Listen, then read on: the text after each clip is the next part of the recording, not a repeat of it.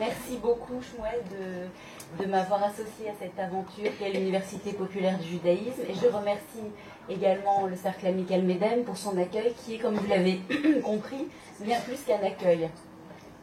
Alors, que peut le judaïsme aujourd'hui? Pourquoi et comment se tourner vers la Bible hébraïque? La question dont a parlé Shmuel de la disjonction des fondamentaux du judaïsme et de la condition juive se pose avec urgence aujourd'hui compte tenu de la crise civilisationnelle que nous traversons, mais il semble que cette question ait traversé et sans doute nourri le peuple juif, sitôt que Dieu a ordonné, et je reprends la citation que tu as faite, à Abraham de s'en aller, mais on peut traduire aussi l'Echléra par « va vers toi ». On peut supposer que nous avons su apporter un certain nombre de réponses pertinentes à cette question, puisque nous sommes là aujourd'hui. En lisant nos textes avec attention, on s'aperçoit aussi que cette question a été posée à Adam lui-même lorsque Dieu lui a demandé où il était. Il s'agit donc d'une question universelle, quelle viatique, pour reprendre un mot que tu as utilisé tout à l'heure, c'est-à-dire quelle provision de route le judaïsme peut-il apporter à un monde qui, plus que jamais, doit progresser pour pouvoir survivre. Mais quel rapport existe-t-il entre cette question et la Bible hébraïque? La Bible hébraïque n'est ni de la littérature, ni de l'histoire, ni de la philosophie. Elle ne ressortit à aucune de ces catégories grecques. La Torah, pour n'utiliser que ce terme-là, puisque la Bible hébraïque est composée de 3 livres, la Torah, les prophètes et les hagiographes, la Torah n'est pour le peuple juif pas de la littérature, mais le mode d'emploi du monde, de l'infini contracté dans du fini. Et ce mode d'emploi est crypté, il faut donc le décoder. La Torah n'est pas, pour le peuple juif, un livre d'histoire. Nous ne tenons pas la chronique du passé pour le comprendre, pour en conserver la trace ou nous connaître mieux nous-mêmes. Même s'il existe dans notre tradition des chroniques très anciennes, par exemple, dans les livres de Samuel, nous trouvons des strates de rédaction contemporaines du roi David et du roi Salomon, donc 11e et 10e siècle avant l'ère chrétienne.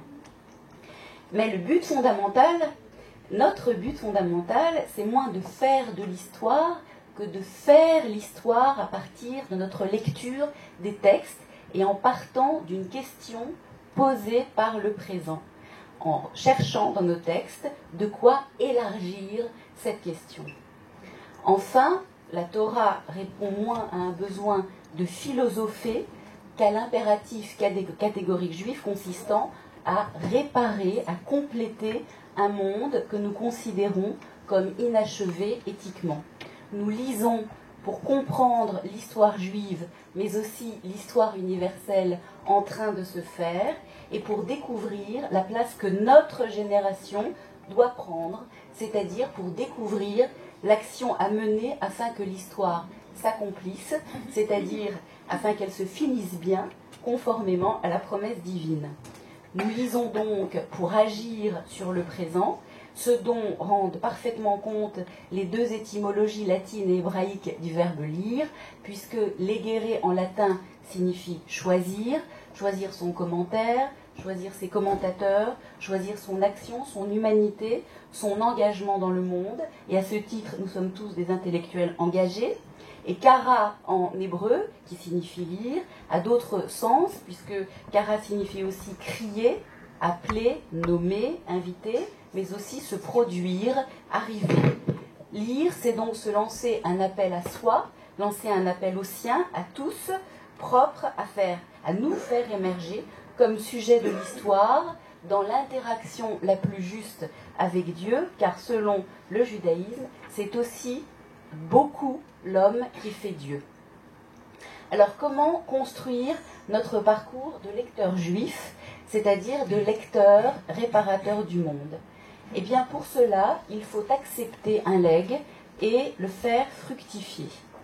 Ce parcours, dans nos commentateurs, dans la forêt des commentaires, est forcément singulier, parce qu'il est relatif à la part spirituelle de chacun. Qu'est-ce que notre part spirituelle? C'est le rôle que nous seuls pourrons jouer dans le monde de manière totalement irremplaçable. Chacun doit donc se constituer sa bibliothèque de commentaires, se choisir ses compagnons de vie, qui sont des compagnons de route, ceux qui nourriront sa promenade si sérieuse dans nos textes, et cela se fera en fonction de la sensibilité de chacun, de sa tournure d'esprit. Sommes-nous plus talmudistes, c'est-à-dire plus juristes que kabbalistes, et cela se fera aussi en fonction de notre histoire familiale, en fonction de nos fidélités, des accents de notre âme. On a parlé tout à l'heure des langues juives, eh bien nos âmes ont des accents, et c'est souvent des accents mélangés. Pour mieux comprendre la force d'un commentateur, nous allons devoir bien sûr connaître le contexte dans lequel il a élaboré sa réponse à la question que son époque lui a posée, élaboration souvent stimulée par le sentiment d'un danger physique. Maïmonide qui écrit le Mishneh Torah sous la pression des Almohades au XIIe siècle, ou Luria qui rédige sa Kabbale dans le sillage de l'expulsion d'Espagne. Mais l'élaboration des commentaires se fait aussi en réponse à un défi spirituel lancé par une autre civilisation, comme par exemple la civilisation grecque ou la cosmologie babylonienne. Et puis, il faut connaître la famille d'esprit à laquelle appartiennent les commentateurs, pour savoir exactement lesquels associer à nos débats vitaux contemporains, et c'est l'assurance de se situer dans le calendrier eschatologique, métaphysique, pour définir la tâche qui nous incombe. La constitution de cette bibliothèque vivante est l'une des responsabilités les plus lourdes qui incombent à un juif. Alors, la question se complexifie au XXIe siècle parce que à cette tradition rabbinique se sont ajoutées des démarches que je qualifierais d'importées et que je vais présenter, que vous connaissez en général. Faut-il les ignorer ou faut-il comprendre qu'elles sont peut-être déjà immémorialement là?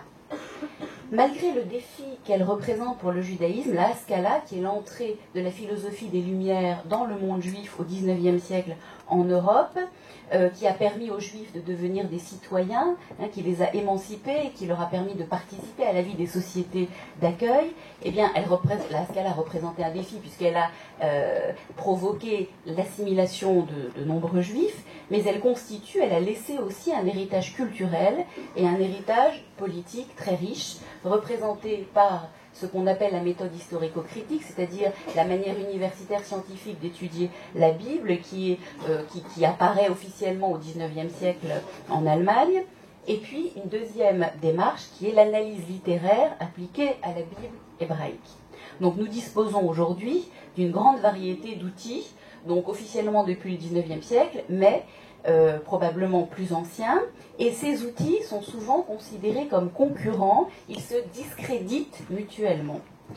Or, il me semble que ces clivages entre la science, la tradition et la subjectivité illustrent peut-être ceux de l'homme occidental contemporain. En effet, peut-on s'inscrire dans la tradition juive pleinement en faisant comme si 1789 ou mai 68 ou mai 48 n'avaient pas eu lieu? Pour éviter ces déchirements intérieurs, il n'y a pas d'autre choix que d'utiliser conjointement ces différentes méthodes, et nous allons vite nous apercevoir qu'elles sont indispensables à l'émergence du sens et qu'elles ont été toujours mises en œuvre dans l'exégèse juive, mais à condition que cette mise en œuvre soit consciente d'elle-même. Il va donc nous falloir définir un cadre d'utilisation de chacune de ces méthodes. Par exemple, pour la méthode historico-critique, à quel corpus biblique peut-elle s'adapter? À quoi sert-elle? Quels sont ses résultats concrets? Est-ce que cette aventure intellectuelle a une part de spiritualité? Et ma réponse est oui, mais je vous expliquerai pourquoi. Et je vous expliquerai à quel corpus on peut appliquer la méthode historico-critique. Pour ce qui concerne l'analyse littéraire, on va essayer d'expliquer comment il se fait que la poésie soit si omniprésente dans la Bible hébraïque. Et ça va nous conduire à mener une réflexion sur le lexique hébraïque. On va parler aussi de l'hébreu, langue sémitique, et des figures de style propres aux langues sémitiques, et pour essayer de comprendre si les licences poétiques sont là juste pour faire joli ou si elles ont une autre fonction. Et d'après un grand commentateur marocain du XVIIIe siècle, Rabbi Chaim Ben Atta, on va comprendre que les licences poétiques ont une portée métaphysique en ceci qu'elles nous signalent où il faut chercher pour accéder précisément au secret du texte.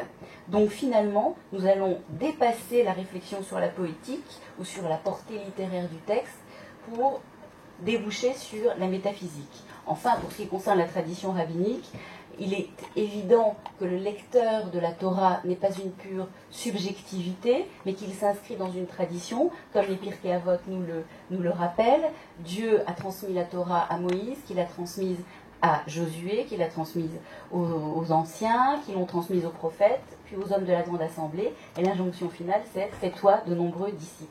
Donc on présentera les trois grandes familles d'esprit, et puis on comprendra que les règles d'interprétation rabbinique ouvrent sur l'infini, ce qui fait sens, puisque tout à l'heure, je vous ai rappelé que la Bible, c'était de l'infini contracté dans du fini. Donc il faut bien retrouver l'infini, et il va nous apparaître clairement que ces trois méthodes bien utilisées confluent vers la découverte du sens symbolique. Donc en conclusion, il convient de préciser les conditions dans lesquelles retrouver la voix juive dans toute sa force du texte biblique. La Bible hébraïque n'est ni une allégorie ni un manifeste. Un Dieu unique pour un homme unifié, voilà une façon de formuler l'idéal juif. Il faut donc mettre fin à la guerre des méthodes pour être nous-mêmes en paix, shalom, c'est-à-dire complet, puisque la racine du mot shalom, c'est complet, shalem. Il faut surmonter le clivage science, tradition, subjectivité, parce que c'est la condition indispensable non seulement pour faire parler la parole, Mikra, qui est un des noms de la Bible hébraïque, signifie faire parler, de la place que nous occupons, nous, séphardo, ashkénazes, français du début du XXIe siècle, mais aussi pour guérir nos sociétés occidentales et orientales. On ne peut donc que saluer la portée symbolique de la création de l'université populaire du judaïsme, qui entend faire du limoud, c'est-à-dire de l'étude juive, dans une maison bundiste, c'est presque messianique, et que les bundistes en soient loués. Mon cours donc se propose de confronter les trois approches que je viens de vous présenter, trois approches interprétatives, en prenant pour témoin les deux récits de la création du monde.